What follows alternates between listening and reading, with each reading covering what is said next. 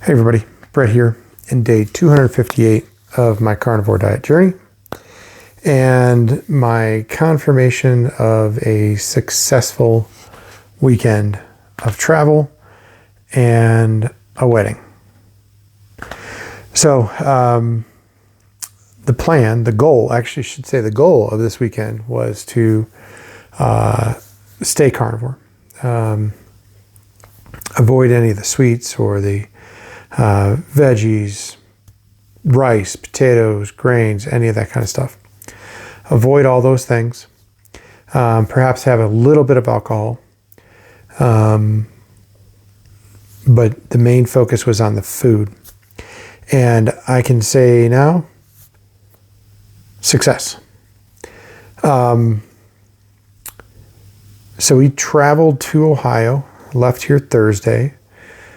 Thursday had hamburger patties for lunch, hamburger patties for dinner, and I had one bourbon at dinner with my father. And that was fully expected and planned. If I had the opportunity to have a drink with my dad, I was going to have a drink with my dad. That was just outside of Cleveland, Ohio, where I grew up. The next day, Dad made bacon. He had bought bacon for me. So he made bacon for me that had like less than 1 gram of sugar or something like that.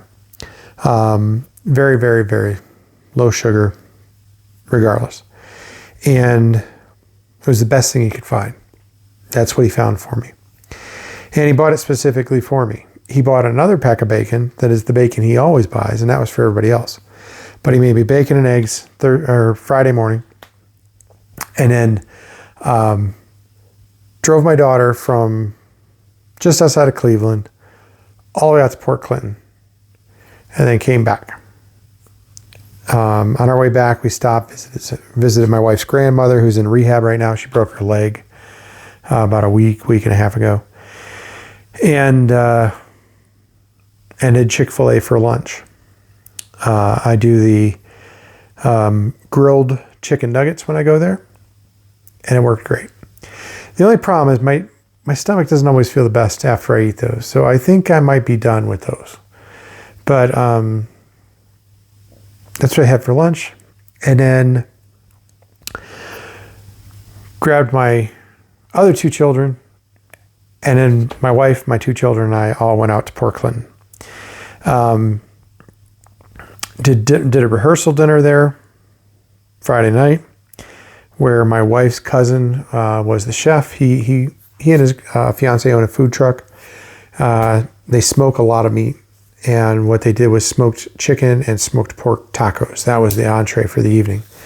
So all I did was plate full of meat, and then another plate full of meat. Talked to him about the rub. I don't have the exact recipe. Somebody was asking for that. I don't have the exact recipe, but there's no sugar in any of the rub that he used. So perfect. And I had even mentioned to him, I said, sometimes I used a rub that wouldn't have sugar, but I'd use molasses and coat the shoulder with molasses and then put the rub on. This was pre-carnivore. And he said, yeah, I used to do that too, but I don't do that anymore.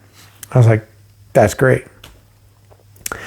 And I actually took what ended up being close to 3 pounds of meat home, because they had a bunch left over. So I took about 3 pounds of meat home to the Airbnb. But that was my Friday. Saturday morning, bacon. Basically the same thing that my dad had, except this had like a 0.5 gram or something like that. It was less than what my dad had. So ate a pound of that, ate 3 very large farm fresh eggs, scrambled. And before the wedding, I ate about 2 pounds of that meat that I brought home. This was because I had seen the menu for the wedding. Nothing on the menu could I eat. It's 100% off limits. So by eating the meat beforehand, it was good. Now, they did do like a appetizer line while they were doing pictures and whatnot. And on the appetizer, appetizer line, they had a charcuterie board or charcuterie board or however you say it correctly. So in there they had some cheddar, they had some brie, and they had another cheese. And I don't know what it was. So I had a little bit of cheese, and I had 2 pieces of cured meat. Just 2 small slices of that. So I had that on Saturday through dinner. Then after the wedding, back to the house, I was hungry. We left and went to the wedding, and I ate right about 4 o'clock. So now I'm back from the wedding and everything. It's around midnight, and I'm starving. So I ate the rest of the meat that I'd brought home, figuring I wasn't going to have time to eat it Sunday anyways, today, so I didn't worry about it. So I ate that. We got up Sunday morning, got cleaned up, packed up, and we headed to Bob Evans restaurant. If anybody knows Bob Evans, is it the best food in the world? No. Is it a very important place in my family's heart, being that it was a regular place for us to go have breakfast primarily here in Ohio, and we can't have it in Colorado. There's no Bob Evans west of the Mississippi. So whenever we come back, we go to Bob Evans. Now, while we were there waiting for our table and trying to decide what to eat, I had planned on not being able to eat anything. And I started thinking about it. They've got eggs. So I can get 2 fried eggs, right? Done. That's good. And I started looking at their bacon. They have what they call the Bob Evans Blue Ribbon Bacon, which has like a honey glaze and all. I then realized that's not their bacon. That's their bacon done up in like an appetizer kind of way. Got to looking at it. Their bacon doesn't have any real sugar in it. It's got a little bit of dextrose in the seasoning, but that was it. And it's lower on the line. 0 carbs in the bacon itself. So 0 carbs, 0 sugar. So I went ahead and had 2 eggs and 5 strips of bacon. And it's 5 strips of bacon because the young lady that took care of us misunderstood me. I asked how many pieces was in a side of bacon, and she said 3. And I said, great, I'll have 2 of those. Well, she thought I meant 2 of the 3 in the side. So I got the 3 strips that came with my classic breakfast, 2 eggs, 3 slices of bacon. And then I got 2 extra pieces of bacon. So I didn't worry about it. I just ate that. And then at about lunchtime, we were at the airport now. Haven't eaten. Didn't really want to spend $20 for 2 hamburger patties at Shake Shack. And it probably wasn't $20, but I'm just assuming it was going to be expensive. So in the little shop, they had chicharrones, and I think they're $4.05. I think that's what it is, $4.05 chicharrones, and they had just a sea salt one. And those chicharrones in particular specifically call out that they are cooked in pork fat. So it's pork skin, salt, pork fat. That's it. So I ate a bag of those as kind of a lunch, right? It wasn't really a snack. It was more of a lunch. And then, we landed, got our bags, got back to our car. On our way home, my wife ordered pizza for the family. She actually ordered a ton of pizza because my kitchen is getting ripped apart tomorrow. So we can't use the kitchen for a few days. So she got a lot of pizza for leftovers and everything for the kids and her. And of course I can't eat that. Plus, as soon as I dropped them off, I had to leave to go get the dogs. So I had intended to stop at Arby's.